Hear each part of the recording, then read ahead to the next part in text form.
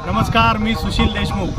भाविकांनो, संत गजानन महाराजांचा पालखी सोहळा आज बाली या ठिकाणी मुक्कामी पोहोचत आहे। तत्पूर्वी श्री क्षेत्र कपिलदार या ठिकाणचा घाट ओलांडून पालखी आता बालीकडे प्रस्थान करत आहे। श्री क्षेत्र पंढरपूर येथून आषाढी वारीचा हा दौरा आता परतीच्या मार्गावर वारकऱ्यांचा सुरू झाला आहे आणि अतिशय शिस्तबद्ध रीतीने पालखीतील जवळपास 700 वारकरी या ठिकाणी या कपिलदारच्या घाटातून पालीकडे मार्गस्थ होत आहेत।